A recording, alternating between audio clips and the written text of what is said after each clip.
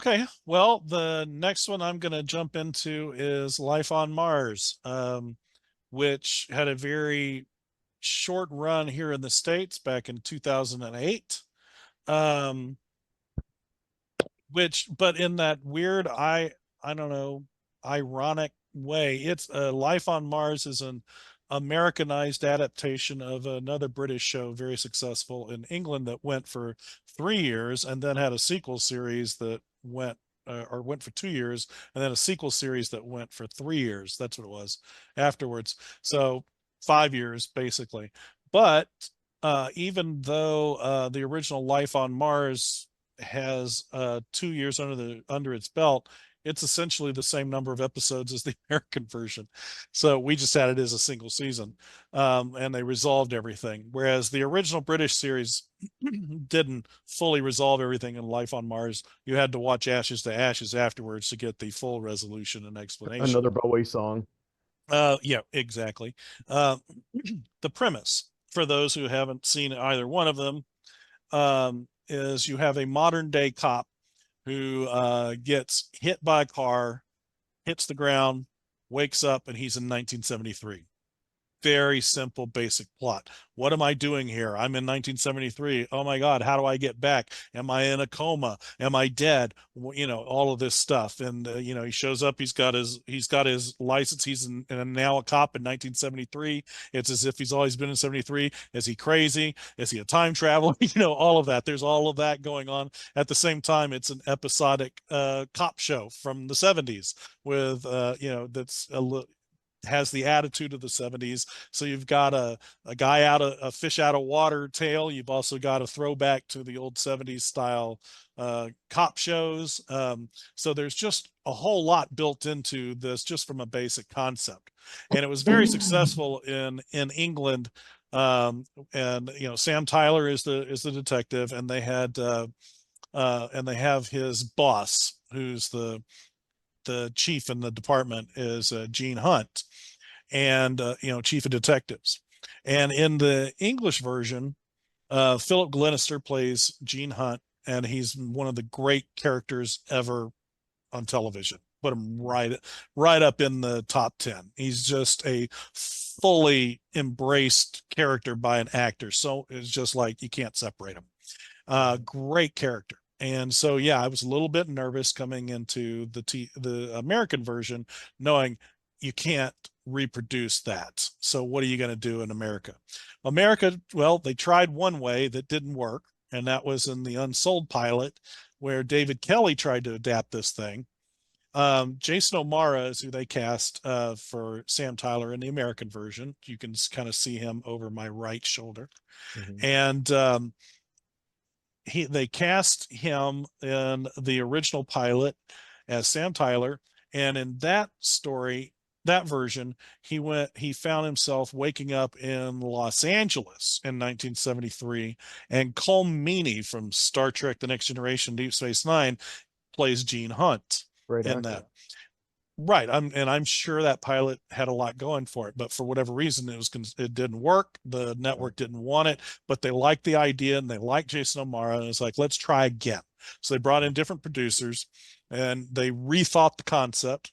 And this time, when 2008 cop Sam Tyler gets hit by the car on camera, when he wakes up and he stands up, he turns around. This is a New York City cop. He turns around in 2008, he thinks, but it's 1973, and he sees the brand newly opened World Trade Center towers. And Mm. that is the impact of the first scene, where you see that, where he's like, whoa, what's going on? And Right. so that's how the show kicks off, right? So when he goes back, he's very angry about all this. He's frustrated, he's confused, doesn't know. And in the American version, they did something really amazing. They let Harvey Keitel play Gene Hunt. And Oh that was a yeah. stroke of genius for them, because he doesn't play the same Gene Hunt. He plays an American Gene Hunt. It's a very different approach to the character. And it really helps. There are two characters that really ground this thing and make it work, with Jason O'Mara, who's fine. He's a fine leading man. But it's Harvey Keitel, and you can see over my left shoulder there, Oh yeah. Michael Imperioli. as Oh, Ray.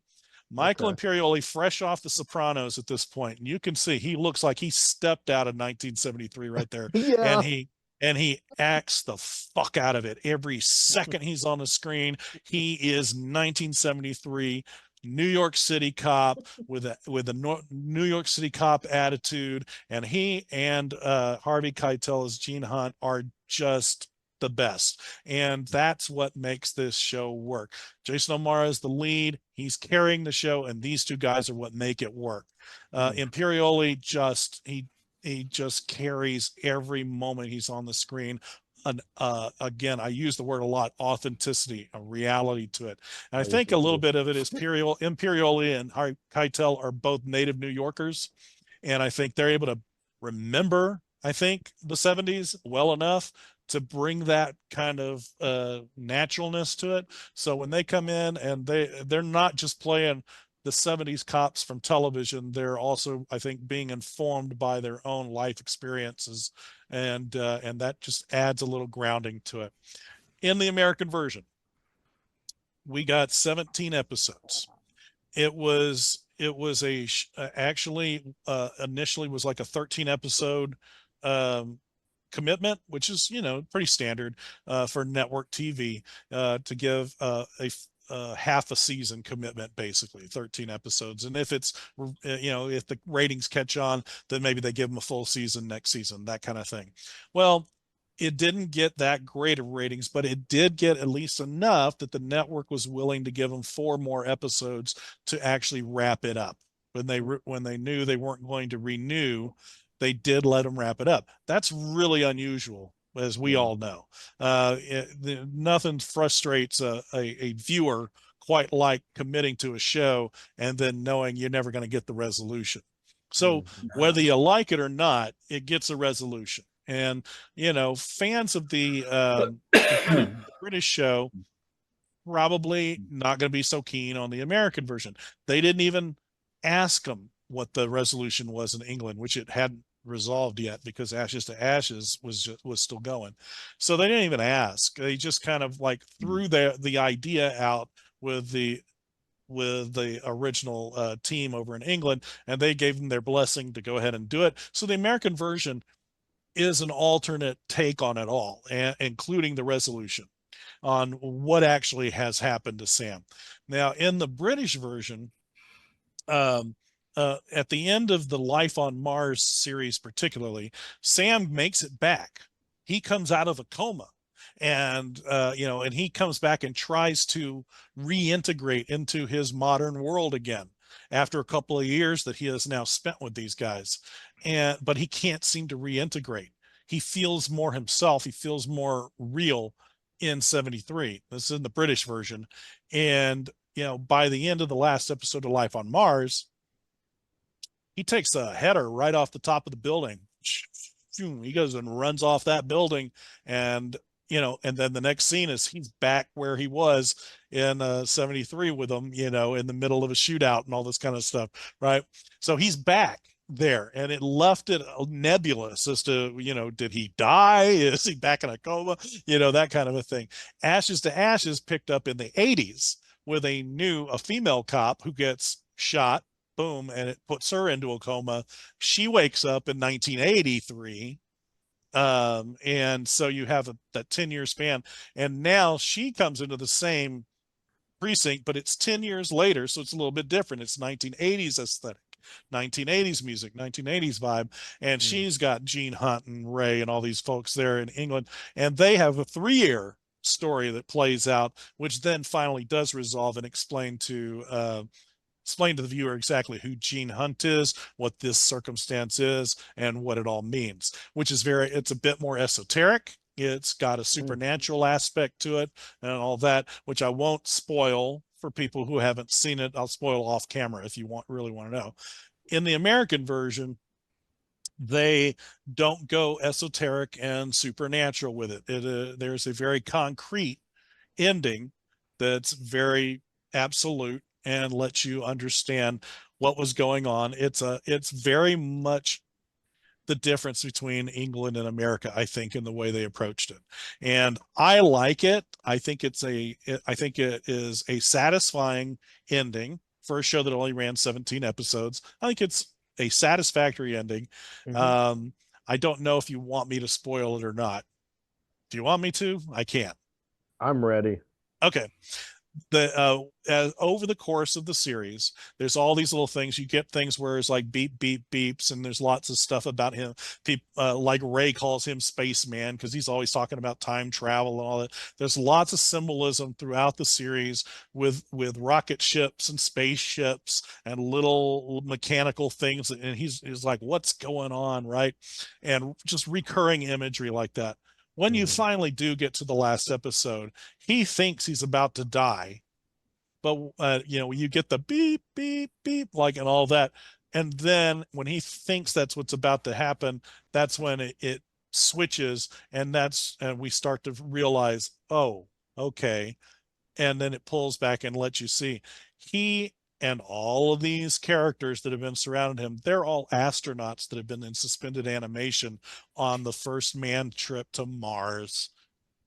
And Oh. this has been the process of them bringing him out of suspended animation. He's been having these fevered dreams. He's stuck in 1973 and all that. And so these are like all astronauts. They're all part of this thing. Imperioli doesn't, Ray doesn't look like that. He's got his hair cut and all that. But, that's the thing. And so ultimately, what we were watching playing out was this guy's dreams as he was coming out of suspended animation, as they were about to land on. What about the opening though? Was that That's part of the real? dream. Yeah, all part of the dream.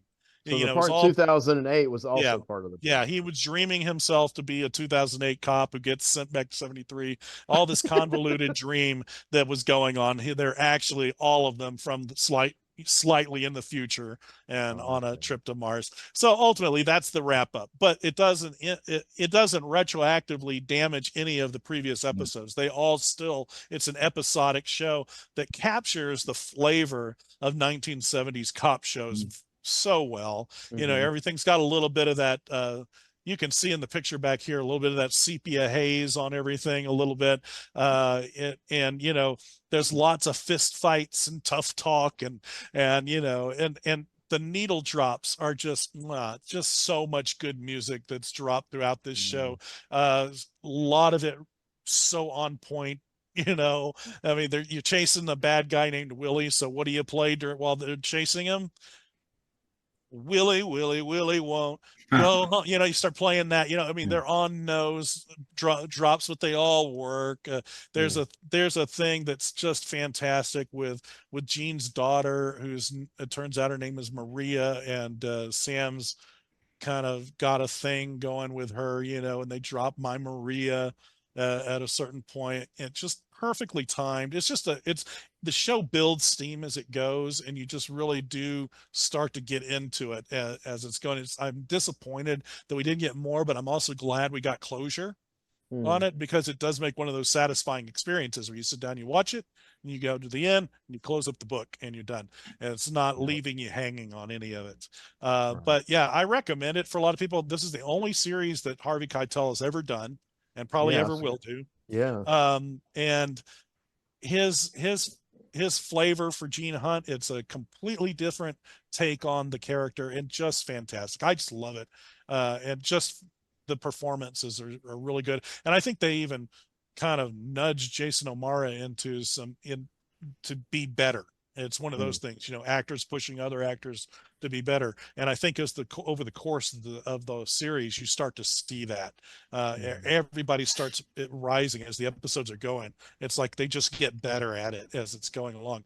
And so they don't just do straightforward adaptations of the episodes from Life on Mars. If you've watched the original Life on Mars, you'll recognize certain aspects to it, elements. You can kind of say, oh, okay, that's that episode. Oh, that's that. There's like an episode but they deal with topics that were, you know, in 1973 would be interesting, like say, a Vietnam vet who comes back, who's got a wife and a kid, but he's actually a closeted homosexual, winds up dead. Did he kill himself? Was it another uh another army guy. There's a whole thing, and you get to deal with that whole homophobia of the time, Yeah. and how you approach that. There's a lot of that stuff that goes on. There's a lot of daddy issues.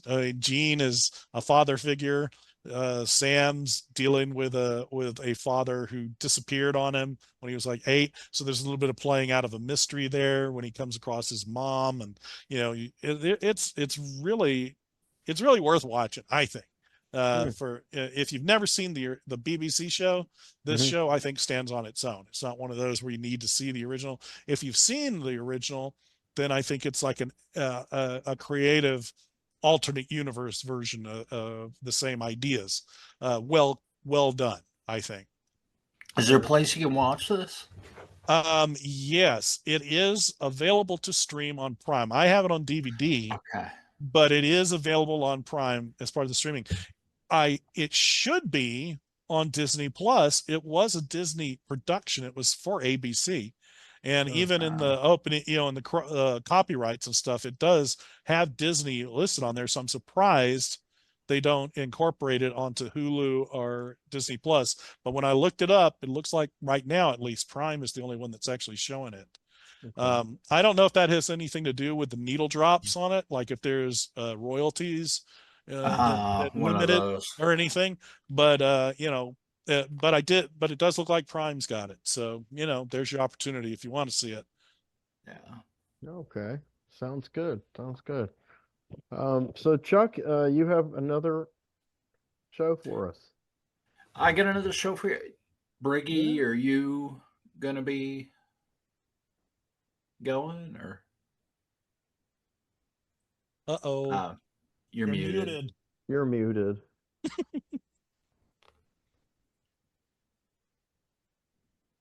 You're muted. Now she's frozen. What's Uh-oh. happening? It's the Martians. Goodness. Yes, it's the ones from the Life on Mars, the Martian. Yes.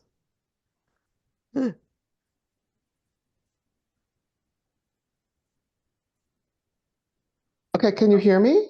Now we can Okay, hear you. yeah. Yes, Can you but you're see not. me? Well, only your avatar. Now we can't see you. Yeah, you seem to be frozen. I hope it's a good pose. It It is. is. Your eyes are I- open and you have a smile. Well, then Yes, that's all that fine. matters now, isn't it? Okay, am I back? There you are. You're back. Oh my You're back. goodness. That's absolutely hysterical. No, I mean, I could certainly wait or I can go. I mean, I will have to say yes. I'm sorry to be like one of those people, but I have like very, very strange hours working, and I have to Okay. be up Yeah. at like 3 o'clock in the morning to go to work, Oh, and okay. I have to still get to sleep. You know what I mean? So I really hate to be like that person that's always like, I've got to go to That's bed. You know, my okay. hours are very weird. Wow. Then That's I all would right. say Yeah. go ahead and knock one out for us then, in Yeah, case you have sure. to take off. Yeah. Oh dear. Okay. Well. Okay. So I will be I'm gonna be, as long-winded as possible. No, I'm only joking. Well, anyway, this what I've decided to present to the world and to the podcast or the whatever we're doing here, is Friday the 13th, the series, not the movie. Love Um, those ears. which I really got into. I started watching it. It appeared, I think, in the 80s, if I'm correct about that. Yeah, yes. like in the 80s until like until like 1990, I think, or something like that. And it was only 3 seasons. I really dug that kind of weird, odd vibe of it not being directly linked to the movie. And that was sort of like early clickbait, if you will. Like they knew it had nothing to do with the movie, and it was just to get people interested to watch this series. And when you watch it, you realize it's nothing to do with the movie whatsoever. Nobody from the movie appears. So if you're looking for that, that's not this. But if you're looking for something that's, I would say, sort of like horror, fantasy, and a little campy at times. And it's quite addictive. It goes down real easy. and it's a lot of fun also. I don't know, but that's kind of like how I took it in. But just like a little background before I really get into it. So so like the characters are Ryan and Mickey, who are the two main characters, and then there's another character by the name of Jack, and how all of this sort of, I guess, turns into what they are calling Friday the 13th is these two main characters inherit this um, menagerie of antiques in an antique store. And unbeknownst to them, these items in this store are haunted, or they are cursed by Satan, like because everything is cursed by Satan.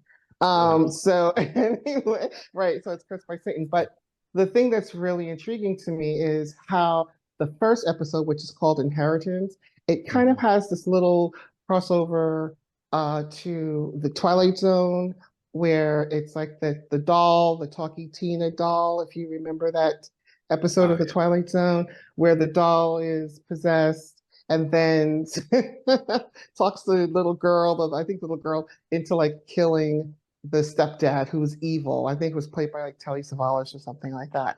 Yeah. And this has that same kind of energy to it, where this little girl finds the doll in this um, antique shop, and the parents are in there like coming in out of the rain, and then there's like an evil or not so pleasant stepmother, and she wants to discipline the child, but the dad is like, let her have the doll, and this doll has these powers where, she's whispering to this little girl, like, you know what to do, or you know how to get rid of her, and she takes care of her pretty good. So I think like that element of it is really interesting, just to have that harken back to a classic, like I said, the Twilight Zone. And the series as a whole kind of reminded me of the movie Final Destination. It kind of made me think of that because it Or had vice that versa, element. maybe. Right. Well, yeah, because because this series came first, and then Right. Final Destination came, but it kind of reminded me of how these weird artifacts would kill these people. Like all these odd ways. Like one was like a cupid. Oh, that was total incel episode as far as I was concerned. I mean, you're gonna feel it because we're living in this odd time now where you could see like, okay, this guy wants these women to love him. They won't. So there's this odd statue that's a cupid that's been possessed, and then he uses that to get the women that he wants. And so it's kind of like that. But that, having said that, just going back to the genesis of this antique shop, their uncle, the two main characters, their uncle leaves this to them in his will. He's found dead because he made a deal with the devil again. Right? Why not? Um, and, and the devil's All the like, kids are doing it. I'm about to do it. Okay, so all of the kids are like, They're not leaving us too um, many other choices these days. really, right? It's the only way we're going to get out of capitalism alive. I'm just letting you know that right now. Yeah. Um, so, so, um, so he makes a pact with the devil, and because he's greedy and he wants to live forever, so he's like, okay, I will serve you, but I want money and I want to live forever. But the price became too high for him, and he decided he didn't want to do it. And what he had to do was basically take all of these sort of enchanted, I'm saying in quotation marks, enchanted items. And as people buy them, these items wind up killing them. And that's how Satan gets his pound of flesh. And the guy was like, you know what? I can't do this anymore. But when he decides he doesn't want to do it anymore, you do not cross the devil. That's just 101, right?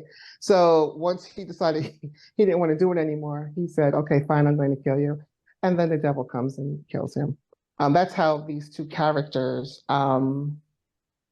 Mickey and Ryan, inherit this shop. They're cousins, they don't know each other, and then they wind up getting to know each other, and then they realize at some point through this other character that comes in, Jack, who's kind of like this wise old sage. He was friends with the uncle. He's kind of like an Obi-Wan sort of, old grandpa who's full of wisdom, and says, "Listen, I knew your uncle, and he was into the occult. He was into tarot card readings. He was into throwing the bones, whatever it was he was doing, and um, and I have these articles where all of the items that he sold to people, horrible things befell them. And but this was before they already sold almost everything in the shop because they wanted to sell the shop and get rid of everything in the shop. And then they realized, oh my God, we have got to go and find these items now because they're out there in the world. They're going to kill people. And that's the genesis of the show, which I think is kind of cool.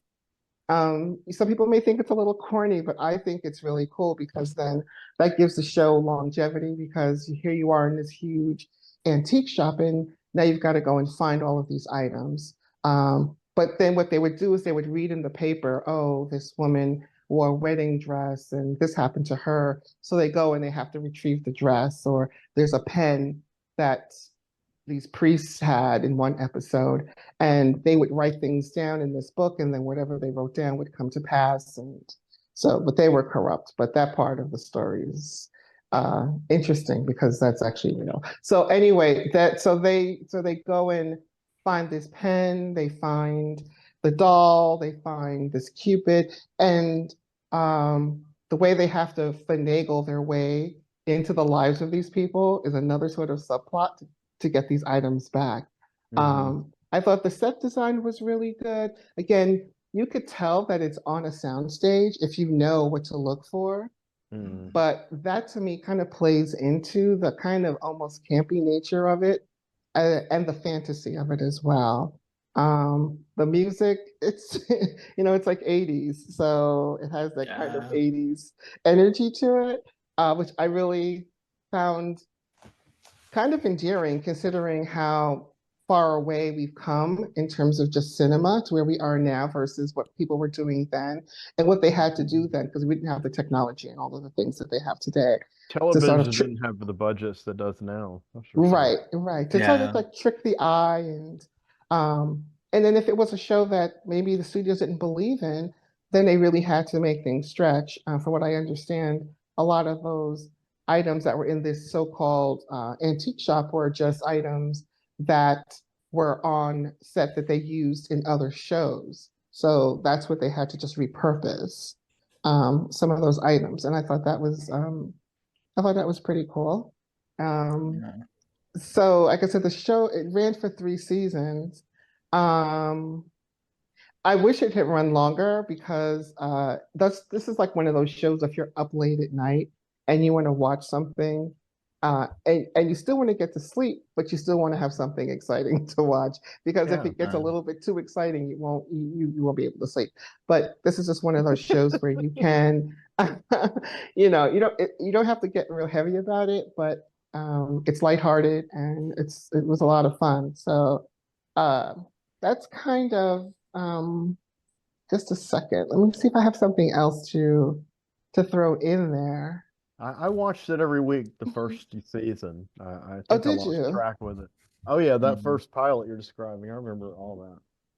Right. Yeah. Yeah, that first one was really interesting. Mhm. Again, I discovered it in reruns late at night, because I'm like a night owl, and that's where I discovered like that show, and I also discovered total off topics like Kids in the Hall, like a total off topic thing too. But I found I found that those two shows late at night in The reruns, show.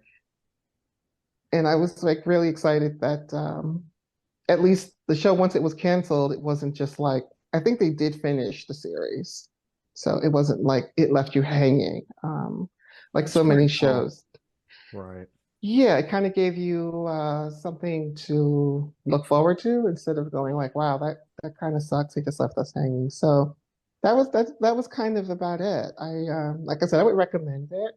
Um, I think if people watched it today, they may have some issues with it, but then again, what don't people have issues with? I, I I would say just look at it for what it is and enjoy it for the Yeah. time that it was, Right. and that's really all there is to it. It's,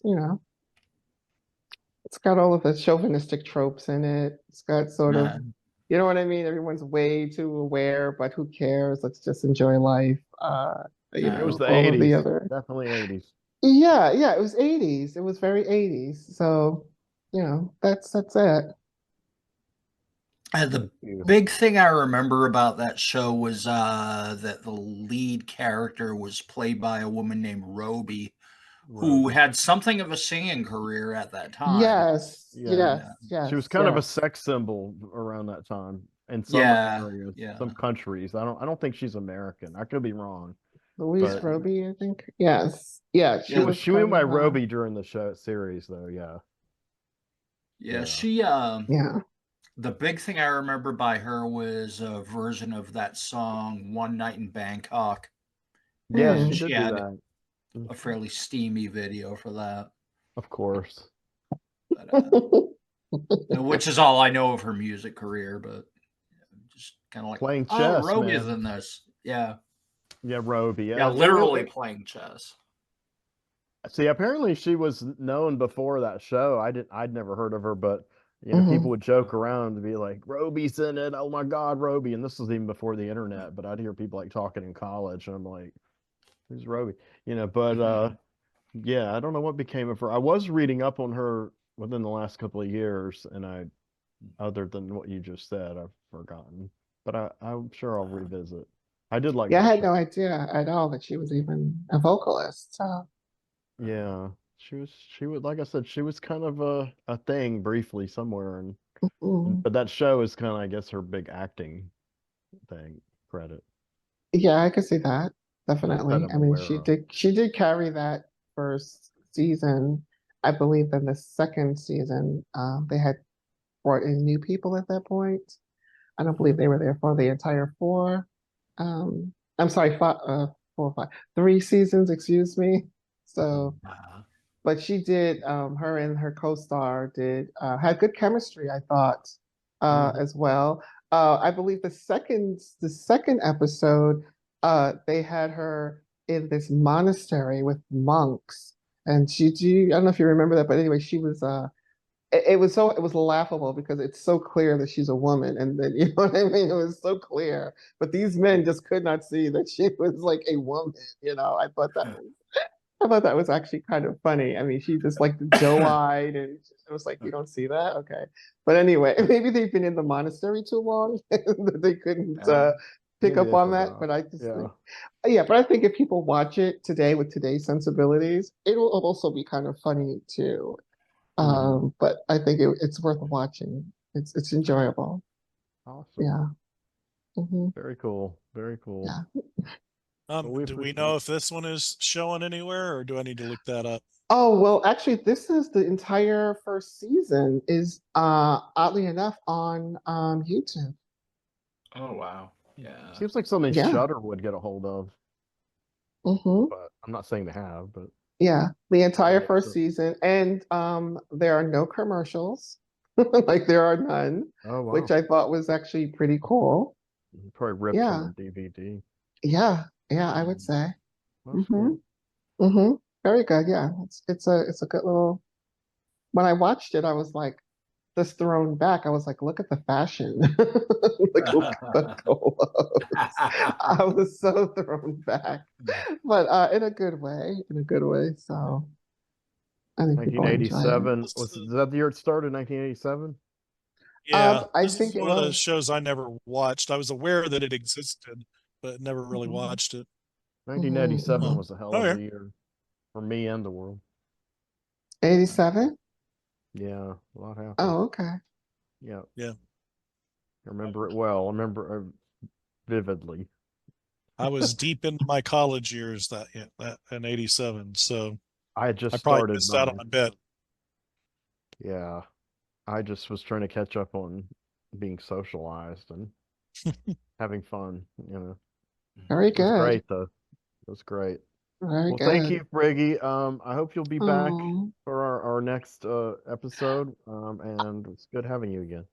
I am going to be back. I mean, I really enjoy uh hanging out with you weird people. So Thank you. it's cool. I look normal, but see, I'm like the chick from the Monsters who was like normal looking.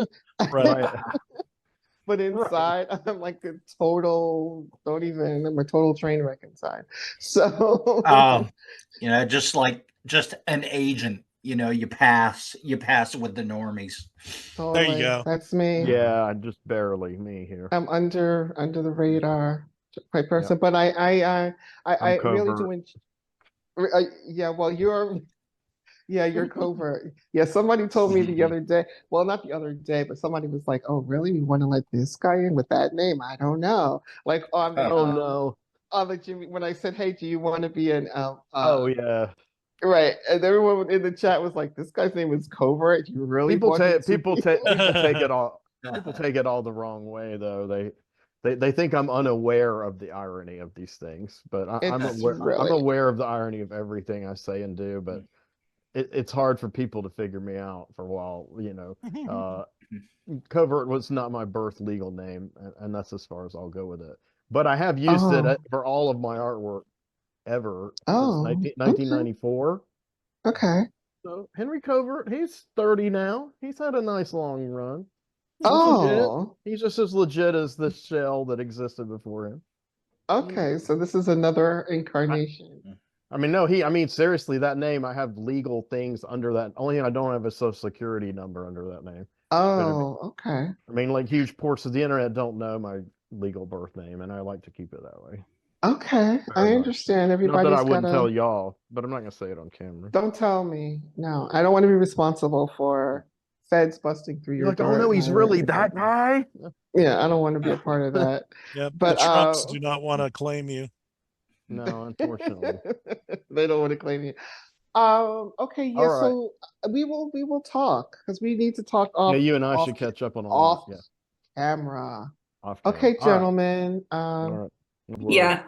All right. Well, here let's continue with usable material. So Chuck, you want to wrap things up for us?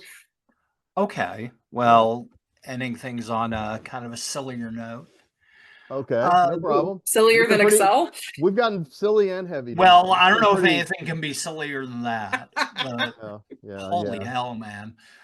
That's But the reaction I wanted to hear. Yeah. but okay, so the next show may not qualify to a lot of people as a cult show because probably not a lot of people remember it. I don't know. That's some criteria already. In fact, I had never seen it in its original run. I had never heard of it. Okay. And the way I was introduced to Let's Bowl is when I first met my wife and she and I were getting to know each other. I was asking her what some of her favorite shows were, and she brought up Let's Bowl, and I'm like, "What is that?" And so now This is all Heather's fault. Is what you're saying. this is all Heather's fault. Okay. And so I became an avid fan of this defunct Comedy Central show, but it basically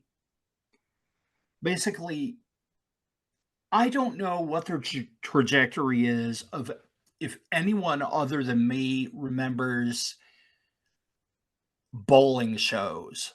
Vaguely. And they'd go to some local like bowling alley and they'd have bowling competitions, bowling tournaments, and they had these people doing the color commentary, and they'd all kind of speak very quietly so as not to distract the bowlers too much. But and they'd actually show the competition and treat it like it was. Well, I guess in the competition sense, it is a real sport, but Yeah. I was never good at it at all. I was too No. weak. I was too weak to pick up a bowling ball. well, I'm still Literally. not. I mean, I'm I could still pick it on up now, but I ended up in the hospital, so I probably shouldn't. Yeah, and there's a whole story behind that. But when I grew up, the big thing we always watched in the Boston area, the big thing we always saw on TV was Candlepin Bowling, which was on Channel 5, which is the ABC affiliate in Boston, Okay. which I didn't realize pretty much for its entire run was took place at Lena Lane's in Nashua, New Hampshire, which is where I lived about the last 14 years of my time in New England. But somehow I never put two and two together. But candlepin bowling, I think, is a very obscure form of bowling that only really propagated a whole lot around New England where I live. In fact, I visited while I was up there last year. Mm-hmm. I visited one of the only candlepin bowling alleys left. Now, candlepin balls are like this big. Hold They're up your hand. I can't see that. We can't see that. Tiny little balls. Oh, tiny okay. little Okay. balls. Okay. Which is what I grew up with. And I grew up being taught how to bowl with those. Oh, I wish I had. I would have done that. Interesting. Now I'm down here in Arkansas, and they got like the big Fred Flintstone balls with the Yeah, holes. that's what they in have them in and Charlotte. Yeah, that's what they have almost everywhere at this point. Okay. But and so Heather and I pretty much occasionally do go bowling, and we have a big ball of it. No pun intended. And we are both terrible. Neither of us can bowl for shit. And we're mainly throwing gutter balls, but we always have a lot of fun with it. We always come up with names for like trick shots we have, and they're all ridiculous. Like, okay, this one's called Purple Rain. How's the family? And stuff like that. And so you're kind of making fun of the game while you're playing it. Yeah, sort of. And we do the same thing with mini golf. Yeah. And we're terrible at that too, but Okay. we have a lot of fun. Anyway, so Let's Bowl is kind of a takeoff on a lot of those old bowling shows. And the show was created by oh God, I consult my notes such as they are here. What should be somebody you never figure out, expect. Yeah, and it's Tim Scott and Rich Kronfeld. Now, the hosts of the show are Steve Chopper Siddall and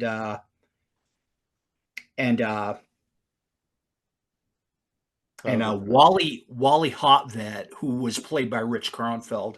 So these are fictional characters, is what you're saying? Yeah, they're basically playing fictional characters, but so it's a fictional show about the real life phenomenon of bowling shows.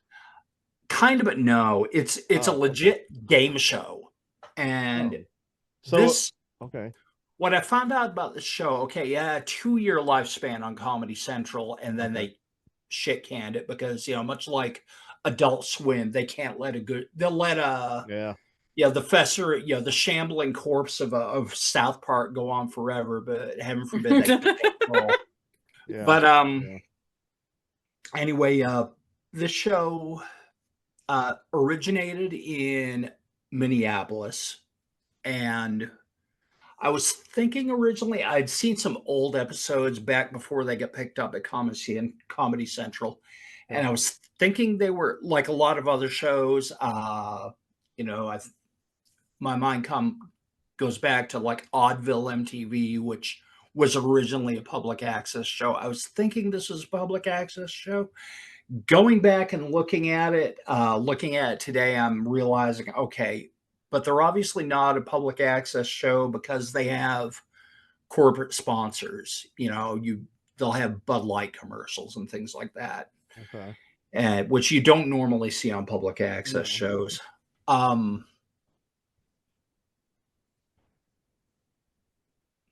Okay, brain lock, but they apparently hopscotched into 3 different networks in Minneapolis before Comedy Central finally picked them up. So it's kind of like the Mystery Science Theater 3000, which started as a public access show. Yeah, it's kind of along those lines. Okay. But but the setup was basically like your typical bowling show, but it was crazy. It was just like they had these Chopper, who was kind of like the straight man, versus Wally Rich Kronfeld, who was basically this sad, pathetic lunatic who was always going off about his quote unquote, and he mentions them all the time, the shame-based alcoholic family, and just rambling about all his insecurities, bordering on psychosis, and going into non sequiturs.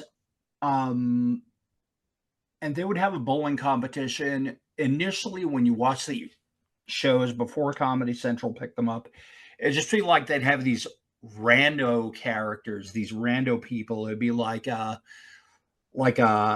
Cub Scout den mother bowling against a death rock girl and things like that. It was just oddball pairings. But as Comedy Central picked them up, they went for more of a different angle. They had the competition based around a dispute. It'd almost be like the People's Court with bowling.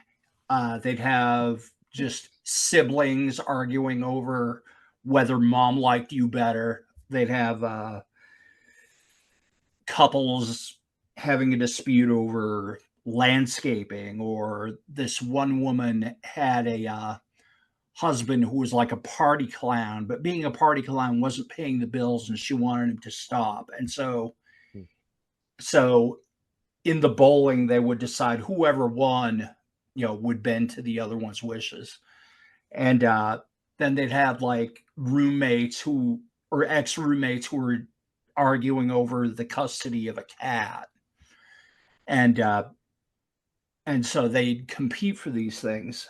And they'd always have a local band who'd be playing, and there were a lot of interesting bands that would play around Minneapolis. Yeah, at one point, I guess I didn't see it, but at one point, I guess they had Soul Asylum.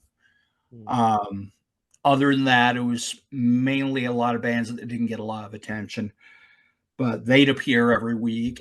They had this guy named Ernie Jansen, who was kind of the snappy announcer who also played the keyboards, and he had this big Wurlitzer organ that he played.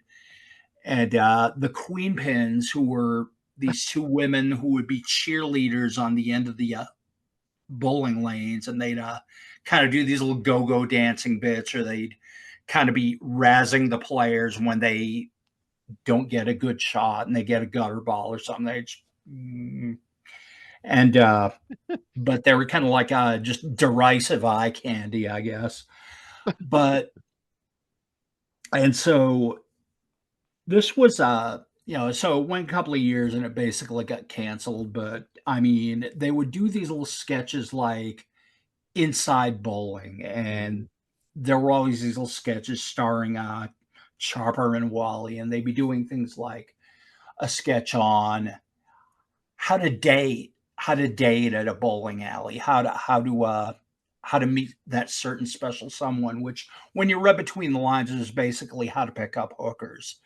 Right. There was a thing about proper disposal of old bowling balls, and I think this pretty much wound up with Chopper and Wally chucking them into a pond, whereupon this very big, very angry ranger goes after them and starts yelling out, you have to go in and get that right now. And Wally, being the unhinged member of the pair, ends up in a brawl with the guy. And was this filmed like a reality show, like it was a real game show? Yeah, it was filmed like a real game show. But it was actually skits. Bowling alley. Some of them were skits. Yeah, I feel like the early shows, I feel like the people bowling were actors. Okay.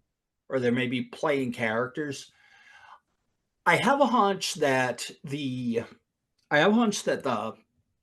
main, like in the Comedy Central series, there really was a dispute, and it was kind of handled in a good-natured way. Mm-hmm. But the prizes were all these things. They'd be like a secondhand camper or like a 4x4, or they'd have like a weekend ice fishing trip. And it was always, very, very Minnesota centric and very. Did Prince pop up? No, Prince didn't pop up. Nah, just I wonder if he bowled in his high heels. no. I feel like I cracked a Prince joke earlier. Oh yeah, there was a Purple Rain. How's the family? Yes, Prince is Minneapolis, man. Which, if you've seen Purple Rain, you know my gag. I have seen. But yeah, I own Purple Rain. What are you talking Morris Day, baby. But it was but they had all these little tidbits going on throughout them that were very much geared toward Minnesotans. It was just like they'd have these special bonus pins, and if you got a strike, you won the prize that they talked about. And the prize would be something put on by a local merchant. They had some guy who would come out and raffle off his meat, some butcher. They had one prize being offered was a year's supply of herring from some local fishmonger. Oh, and I cannot fathom winning a year's supply of herring.